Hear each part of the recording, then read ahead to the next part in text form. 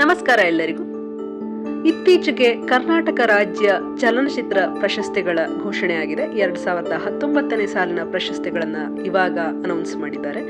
ಹೀಗೆ ನೋಡ್ತಾ ಇರಬೇಕಾದ್ರೆ ನನಗೆ ನಮ್ಮ ಕನ್ನಡ ಚಲನಚಿತ್ರರಂಗದ ರಾಜ್ಯ ಚಲನಚಿತ್ರ ಪ್ರಶಸ್ತಿಯನ್ನ ಪಡೆದುಕೊಂಡಿರುವ ನಾಯಕ ನಟರ ಬಗೆಗಿನ ಒಂದು ಅಪರೂಪದ ಮಾಹಿತಿಯನ್ನ ಕೊಡುವ ವಿಡಿಯೋ ಮಾಡಬೇಕು ಅಂತ ಹೇಳಿ ಈ ವಿಡಿಯೋನ ಮಾಡ್ತಾ ಇದ್ದೇನೆ.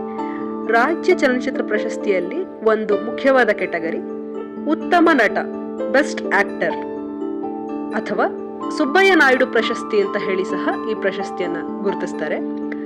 ಸುಬ್ಬಯ್ಯ ನಾಯ್ಡು ಅವರು ಕನ್ನಡ ಚಲನಚಿತ್ರರಂಗದ ಪ್ರಪ್ರಥಮ ನಾಯಕರಾದ್ರಿಂದ ಅವರ ಹೆಸರಿನಲ್ಲಿ ಈ ಪ್ರಶಸ್ತಿಯನ್ನ ಕೊಡಮಾಡಲಾಗುತ್ತೆ. ಉತ್ತಮ ನಾಯಕ ನಟ ಸುಬ್ಬಯ್ಯ ನಾಯ್ಡು ಪ್ರಶಸ್ತಿ ವಿಜೇತರ ಬಗೆಗಿನ ಅಪರೂಪದ ಮಾಹಿತಿಯನ್ನ ನಾನಿಲ್ಲಿ ಕೊಡ್ತಾ ಇದ್ದೇನೆ. ಮೊದಲನೇದಾಗಿ 1967-68ನೇ ಸಾಲಿನಿಂದ ಈ ಪ್ರಶಸ್ತಿಯನ್ನ ನಮ್ಮ ರಾಜ್ಯ ಸರ್ಕಾರ ಕೊಡ್ತಾ ಬಂದಿದೆ. ಇದುವರೆಗೂ 51 ಜನರಿಗೆ ಈ ಪ್ರಶಸ್ತಿ ಸಂದಿದೆ. ಅದರಲ್ಲಿ ಅತಿ ಹೆಚ್ಚು ಬಾರಿ ಈ ಪ್ರಶಸ್ತಿಯನ್ನ ಗಳಿಸಿರೋರು ಯಾರು ಅಂತ ನೀವು ಯೋಚನೆ ಮಾಡ್ತಾ ಇದ್ದಾರೆ. ಎಲ್ಲರಿಗೂ ಗೊತ್ತಿರುವ ಹಾಗೆ 9 ಬಾರಿ ಈ ಪ್ರಶಸ್ತಿಯನ್ನ ನಟ ಸಾರ್ವಭೌಮ ಡಾಕ್ಟರ್ ರಾಜ್ಕುಮಾರ್ ಅವರು ಪಡೆದುಕೊಂಡಿದ್ದಾರೆ. 1967-68ನೇ ಸಾಲಿನ ಪ್ರಪ್ರಥಮ ಉತ್ತಮ ನಾಯಕ ನಟ ಪ್ರಶಸ್ತಿಯನ್ನ ಬಂಗಾರದ ಹೂವು ಚಿತ್ರಕ್ಕಾಗಿ ರಾಜ್ಕುಮಾರ್ ಅವರು ಪಡೆದುಕೊಳ್ತಾರೆ. ಮತ್ತೆ ಅವರ ಕುಲಗೌರವ, ಭಕ್ತ ಕುಂಬಾರ, ಭಬ್ರುವಾಹನ, ಹೊಸ ಬೆಳಕು, ಹಾಲು ಜೇನು, ದೇವತಾ ಮನುಷ್ಯ, ಜೀವನ ಚೈತ್ರ, ಒಡಹುಟ್ಟಿದವರು ಈ ಎಲ್ಲ ಚಿತ್ರಗಳಿಗೂ ಸೇರಿ 9 ಬಾರಿ ಇದುವರೆಗೂ ರಾಜ್ಕುಮಾರ್ ಅವರು ಈ ಪ್ರಶಸ್ತಿಯನ್ನ ಪಡೆದುಕೊಂಡಿದ್ದಾರೆ.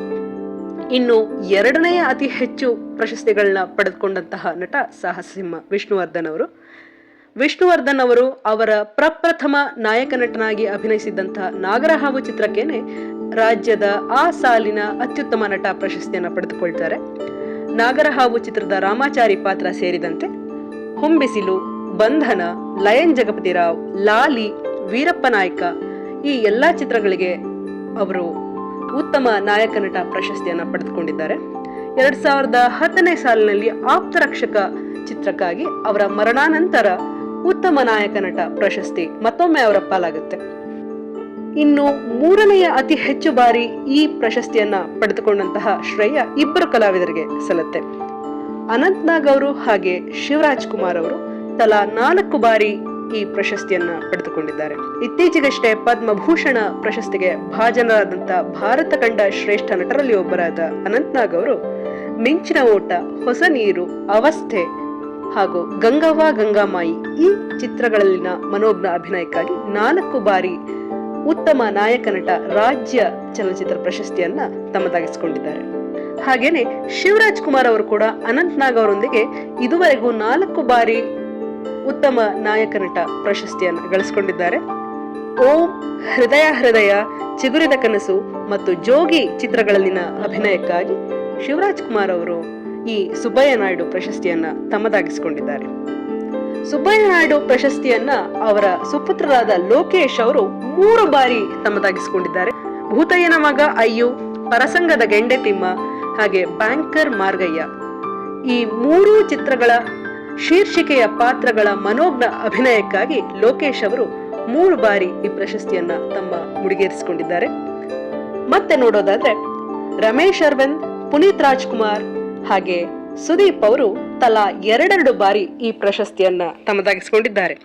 ರಮೇಶ್ ಅರವಿಂದ್ ಅವರು ಅಮೆರಿಕಾ ಹಾಗೂ ಹೂಮಳೆ ಚಿತ್ರಕ್ಕೆ, ಪುನೀತ್ ರಾಜ್ಕುಮಾರ್ ಅವರು ಮಿಲನ ಹಾಗೂ ಜಾಕಿ ಚಿತ್ರದ ಅಭಿನಯಕ್ಕೆ ಹಾಗೂ ಸುದೀಪ್ ಅವರು ನಂದಿ ಚಿತ್ರ ಹಾಗೂ ಇತ್ತೀಚೆಗೆ ಘೋಷಣೆಯಾದ ಪೈಲ್ವಾನ್ ಚಿತ್ರದ ನಟನೆಗಾಗಿ ಉತ್ತಮ ನಾಯಕ ನಟ ಪ್ರಶಸ್ತಿಯನ್ನ ತಮ್ಮದಾಗಿಸಿಕೊಂಡಿದ್ದಾರೆ. ಇದುವರೆಗೂ 51 ಬಾರಿ ಈ ಪ್ರಶಸ್ತಿಯನ್ನ ಕೊಡಮಾಡಲಾಗಿದೆ ಅಂತ ಹೇಳಿದೆ. ಅದರಲ್ಲಿ ಎಷ್ಟೊಂದು ಜನ ಸೂಪರ್ಲೇಟಿವ್ ವಿನ್ನರ್ಸ್ ಇದ್ದಾರೆ ಅನ್ನೋ ಮಾಹಿತಿಯನ್ನ ನಿಮಗೆ ಕೊಟ್ಟೆ. ಮತ್ತೊಂದು ಮಾಹಿತಿ ಅಂದ್ರೆ ಒಂದೇ ಕುಟುಂಬದ 4 ಈ ಪ್ರಶಸ್ತಿಯನ್ನ ಪಡೆದುಕೊಂಡಿದ್ದಾರೆ. ನಿಮಗೆ ಗೊತ್ತಾಗಿರಬಹುದು, ಡಾಕ್ಟರ್ ರಾಜ್ಕುಮಾರ್ ಅವರು 9 ಬಾರಿ ತಗೊಂಡಿದ್ರೆ ಶಿವರಾಜ್ ಕುಮಾರ್ ಅವರು 4 ಬಾರಿ ತಗೊಂಡಿದ್ದಾರೆ.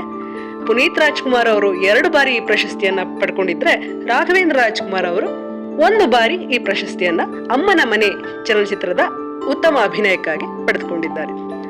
ಈ ಮಾಹಿತಿ ನಿಮ್ಗೆಲ್ಲ ಹೇಗನ್ನಿಸ್ತು? ಮೊದಲೇ ನಿಮ್ಗೆ ಈ ಮಾಹಿತಿ ತಿಳಿದಿತ್ತಾ ಅಥವಾ ಈ ಮಾಹಿತಿ ತಿಳಿದ ಮೇಲೆ ನಿಮ್ಮ ಅಭಿಪ್ರಾಯವೇನು? ಕಾಮೆಂಟ್ ಮುಖಾಂತರ ತಿಳಿಸಿ. ನಮಸ್ಕಾರ.